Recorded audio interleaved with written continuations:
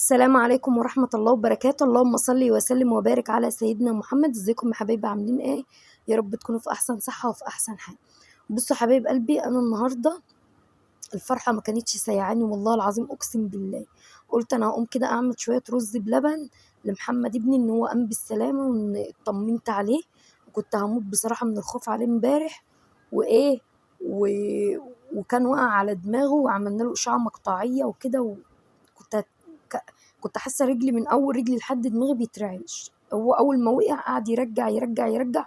انا قلت خلاص هو هيروح مني.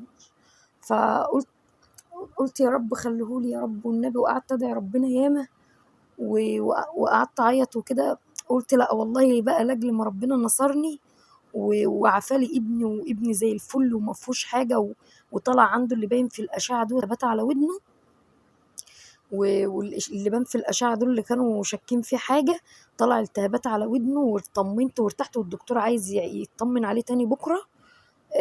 احنا كشفنا عليه خصوصي وعملنا له إشعة مقطعية وعملنا له كل اللازم، وفده أي حاجة أي حاجة، فده المهم يبقى موجود وسطنا، بس دي أهم حاجة. وأنا بقى الفرحة مش سيعاني زي ما ربنا جبرني وفرح قلبي وخلاهولي ومنور بيتنا كده. قلت والله انا لازم اعمل رز بلبن وافرقه. عملت حاجه بسيطه على قدي يعني، عملت اللي في امكانيات ايدي، وبألف هنا للي ياكله، وبألف هنا للي يروح له. وربنا يا رب يخلي اللي واقف جنبي واللي ما سابنيش في شدة ابني ولا في شدتي. واي حد كان معايا في اليوم دوت انا عمري ما هنساله. وقوفهم جنبي، اي حد اذا كان صغير او كبير بدون ذكر اسامي، اي حد جرى على ابني واتخض على ابني ووقف جنبي في تعب ابني، انا عمري ما هنسالكوا وقفتكوا جنبي. وربنا يخليكوا جنبي وتفضلوا عزوتي وسندي، ونفضلوا ملمومين بالحب يا رب، وما يكره فينا حد ولا يبعد حد عن حد يا رب.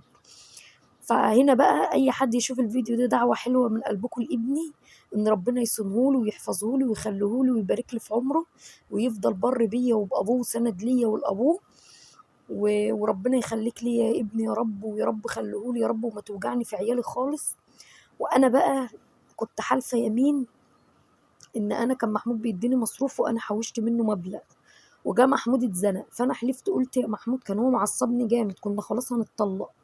فقلت له يا محمود خلاص ما دام انت وش في وش كده وبتعاندني وبتوصلني للمرحله دي، كان ساعتها بقى ساعه خناقه كبيره.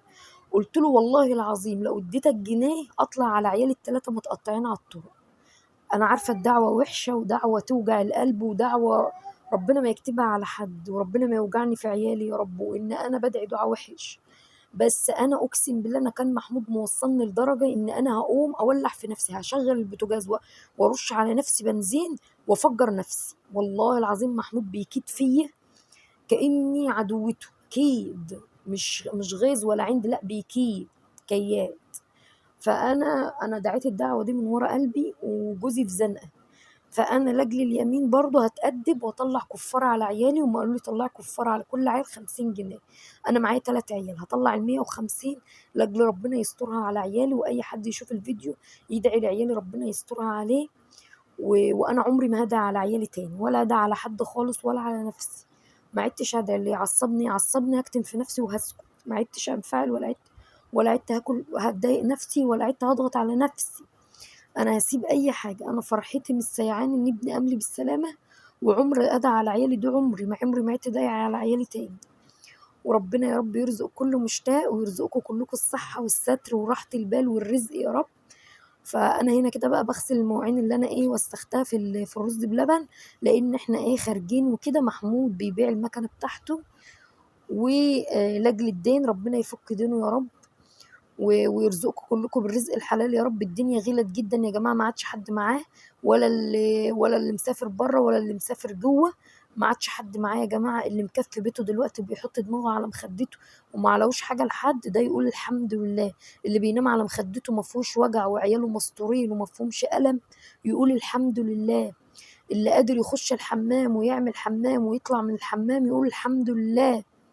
غيرنا مش قادر يقف على رجله، وغيرنا معهوش ياكل طعمية. والله انا شايفة ناس انتحرت عشان معهاش يعني تأكل عيالها، اقسم بالله. ربنا يا رب يرزقنا بالحلال ويراضينا ويراضي عيالنا، ويخلينا لعيالنا ونفضل فاتحين بيوتنا كده يا رب. ويرزقنا الستر والصحة. أهم حاجة الستر والصحة وحياة ربنا. أنا مسكت فلوس ياما وضاعوا مني، والحمد لله إن هم ضاعوا، لأن الفلوس دي كانت هتعمل بصراحة. أنا العز ما يليقش عليا، لأن أنا الفلوس بتعمل لي مشاكل.